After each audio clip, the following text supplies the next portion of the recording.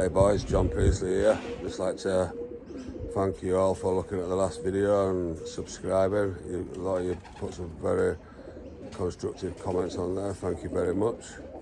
I'd also like to give a shout out to Ian Burkett for giving us a bit of background on the Burkett line. Some very good information. Much appreciated, Ian. Thank you. Hey boys, just like to give you a little bit of background on the lines of birds that I'm working with. I imported the birds from Kevin McKinney back in 2013. What I could piece together, they originally go back to Peter Harper. Ian Burkett took the time out to give me a bit of background on the Burkett line. Ian got the birds direct from Peter Harper in 1992 when Peter Harper won the World Cup. He was kind enough to loan Ian a black and white barred hen. They call it the Frank Pickles hen, a Rose Bowl winner of 1987. Kevin got the birds from Ian around 2005 to complement the Peter Harper birds he was already working with. Kevin went over with one bull cock over 3 hens. That was his line. Yeah, so that's a little bit of information on what I could piece together anyway, but I didn't get much off of Kevin. I could probably say one of the hardest things to complement any good kit of rollers would be the frequency. Frequency is hard to come by, especially with stability. And then you add depth to that, that's another story altogether. Not forgetting the heart. The heart plays a big thing with whether it's a dog, a bird, a horse. Them hearts win races. Back in 2013 when I got the birds, I didn't look at stocking a bird for at least 2 years. Lost a few lost a few kits. Looking back, probably feeding them a little bit too well. The climate compared to Australia to England, a lot hotter. That's probably overfeeding. Lost a lot of good birds to the bops. The only way you get to know the traits of any lines of bird is to fly hard and keep good records. When I imported the birds, there was 12 cocks and 10 hens. There might have been a couple of blow-ins. One orange eye hen, and the majority of these are pearl eye, and pearls wouldn't breed an orange. There was also another little a black and white cock with a bit of a darker beak. Both had all England rings on and they weren't far apart. I did my homework on, I do know where the birds come from, but looking back, them two birds have bred me some cracking pigeons. So maybe a blow-in is not a bad thing. It spreads the gene pool. I do keep good records of the birds to iron out the faults as well as to highlight the click pairs. Every line of birds has its faults. It's up to us as loft managers to recognise the faults and cull accordingly. To strengthen the line of any birds you are working with, fly hard. Look at the stable birds that are still working hard at the end of the fly and are ticking all the boxes and have served their time in the air. There are a few people around the world doing alright with this line of birds. Good loft management is all that is required. With any line, it does not hurt to have a side project. I've got a side project with the old line myself, crossed over these imports with some cracking results. Keep them separate, keep good records and cull the crap.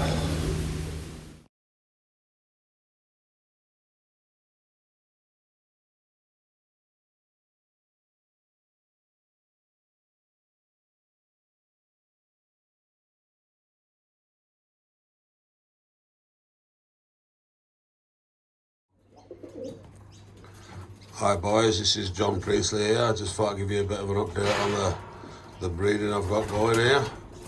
I've got the original import cocks over some selected hens, what are first, second generation out of the air.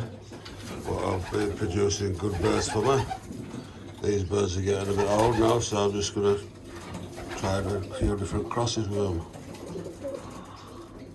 I've had them locked up, but a lot of them are down on eggs. I keep them locked up till the second egg's down, and they all know where the boxes are. Let's see if we've got it all under control. There's just one down bottom there, what's not gone down yet, so I'll just keep it locked up. I'll give you a bit of a closer look into the boxes. A lot of the cocks are on the eggs at the minute. These are the original import cocks, so I'll go through a couple for you.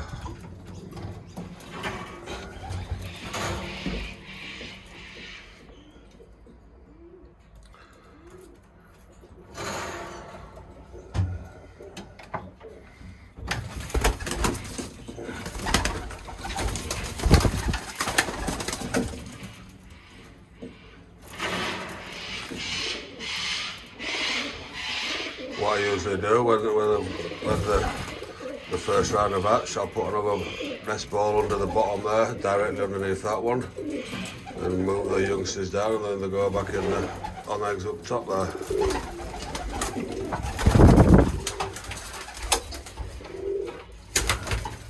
Like I said, these are the original import cocks here. Probably about 10, 11, around about 10 years old now. They're still looking pretty good, Nick.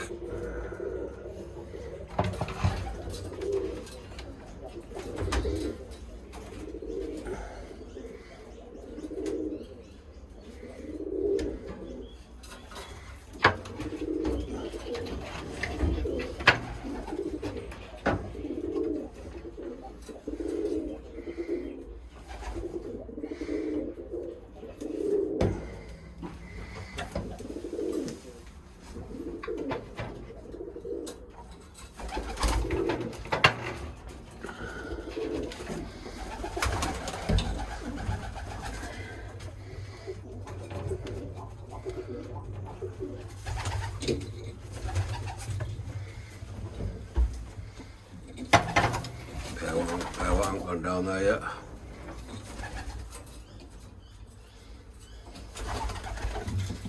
Looks the cocks.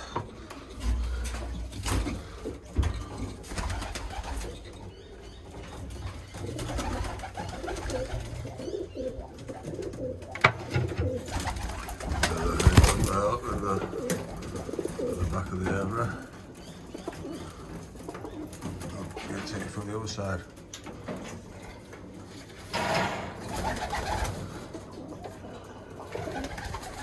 So these will be a few selected cocks out of the air.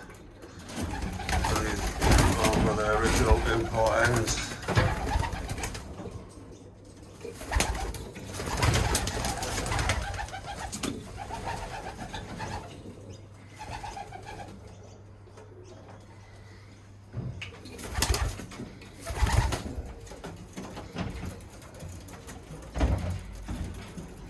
Give you a couple of look at these then.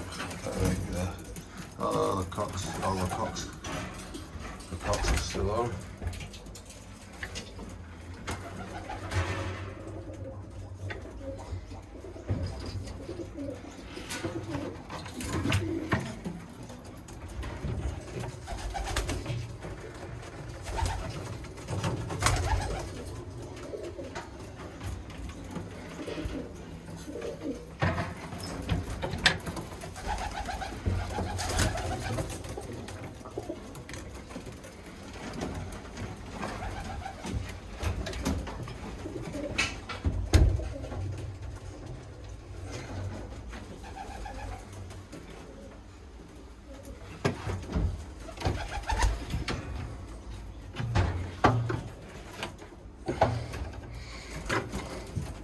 That's one of the original import hens there up top.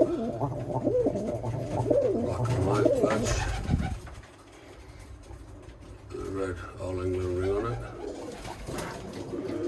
boys, this is John Priestley here. A little bit of an update with the breeding of the rollers. Thought I'd give you a quick update, see how they're going on. There's a few young in there now. A lot of them have gone back down on eggs again. Like I say, what I've done with these now, the original imports, the cocks, I've put hens over them, what I've been producing for me. I've bred out of them a few years now and they're producing good pigeons. And vice versa with the hens, I've put some flown out cocks over them. Just see how we go with them. I'll give you a bit of a closer look, eh?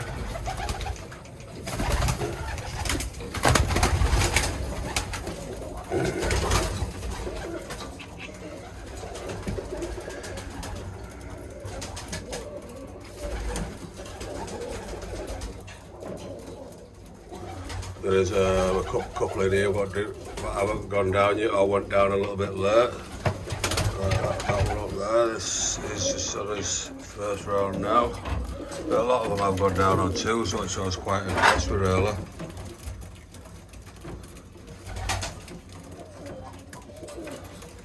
That white powder in that nesting ball there is like it's for the mites and whatever else. Just that's $20 you'll ever spend and you ever get them red mites, they're a pain in the arse.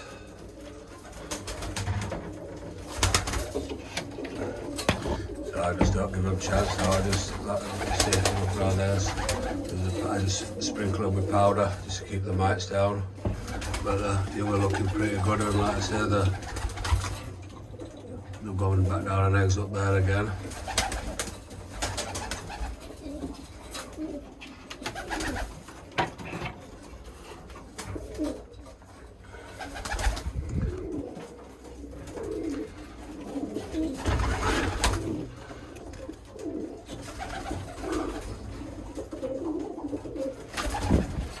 I was quite impressed how they've gone down.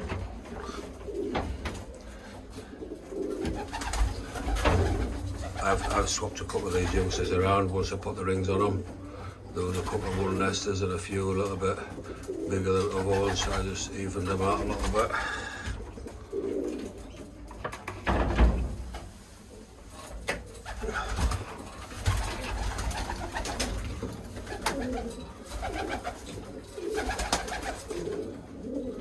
Give you a look at the food what I'm feeding them in a minute. There's a hen down there what's not gone down at all yet. Should be getting looked at, she'll have gone down. Oh.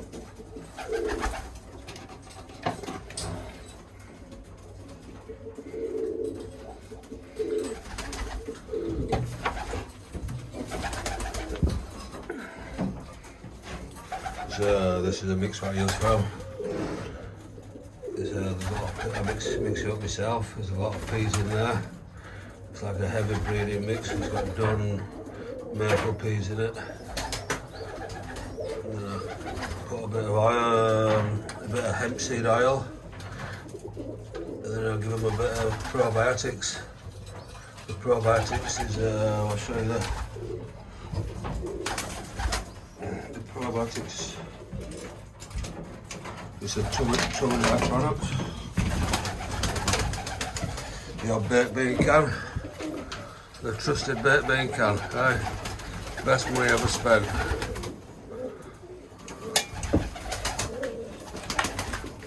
This is the tummy rack for the pigeons.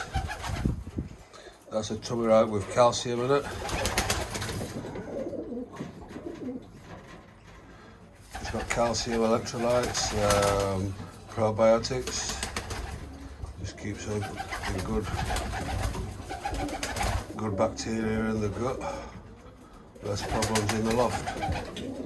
There's that one there. There's also another one what I'm mixing. This is more like the fly right.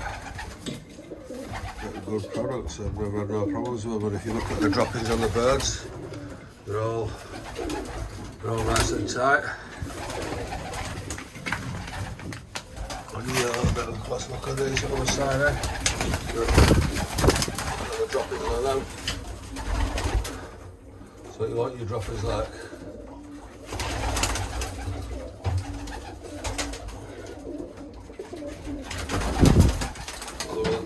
Look at the other side, eh?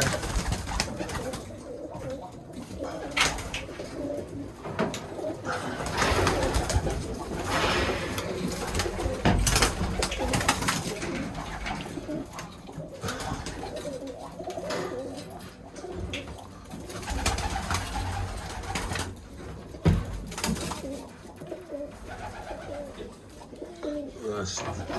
There again, look. I've just cleaned these out this morning.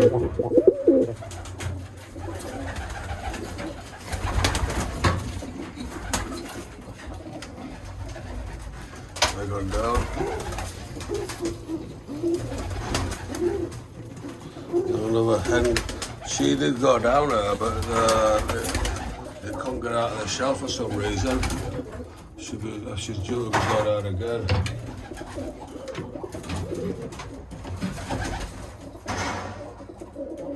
But yeah, that white powder is like for the mites and stuff like that. I've only ever had them once, so I won't be having them again. They look pretty healthy, nice healthy young.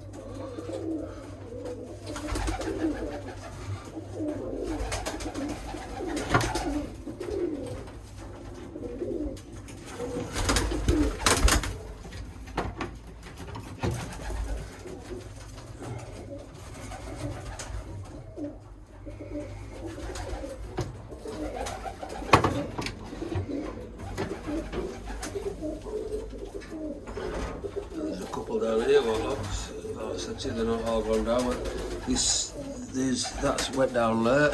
This one here's not gone down yet, and that one's just got one egg. But like I say, the hens, the old import hens, have slowed down a little tad. I'm not in no rush with them. I mean, I'll give them time. If they don't fire up, they'll sort something else out, put another hen in or something. But I'm not in no rush. Just get out of what I can now. Like I said to you before, some of these are 2012 rung, so they're knocking on 10-year-old. But yeah, as you know, I'm pretty impressed with the birds that are coming out of them. Like I said to you, these are all original imports of the first, second generation flown out birds.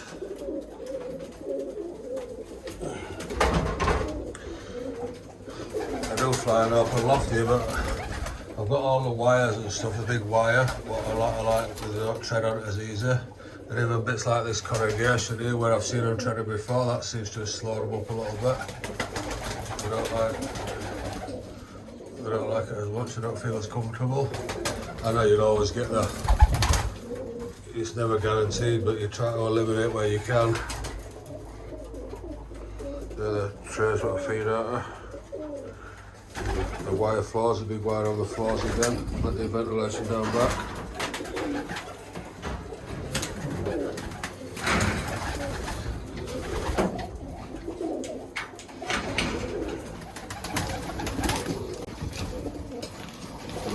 Calcium there, the calcium pellets are a bit of grit, you'd think they've never had it before. You do it once, twice a week, every time you put it in they absolutely smash it.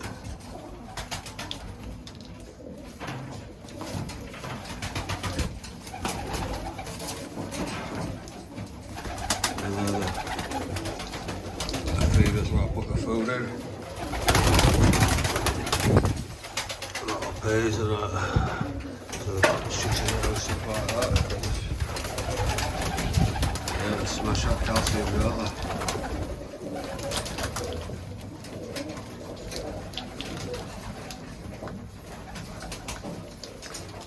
Put it on the other side, watch them go.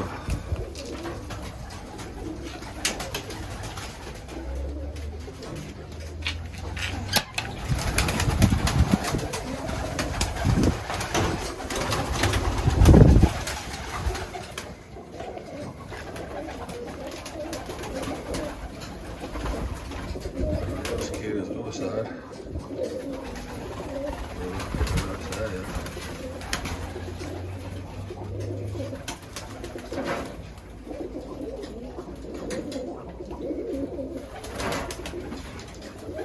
More interested in this side.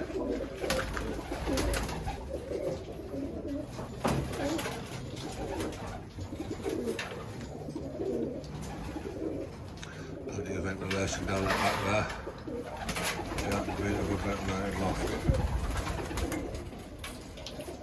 I think it works out. It doesn't seem as keen as on the side.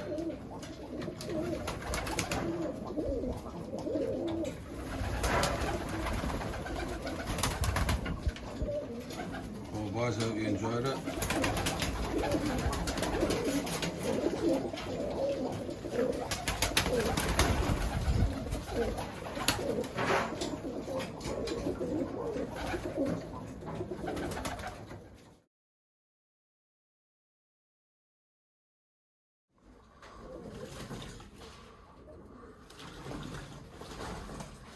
Just give it the stopcocks a bath.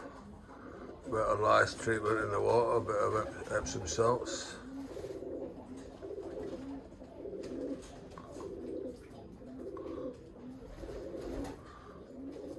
Glorious day, the birds are loving it.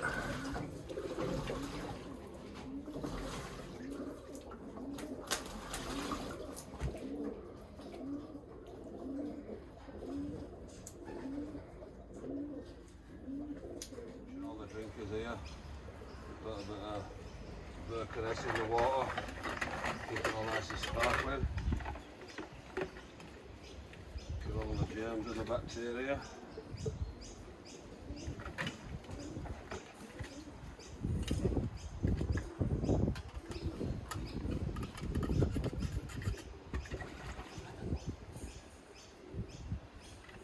Happy stock loft, happy birds, happy youngsters. All part and parcel of keeping a clean loft, clean setup, healthy birds.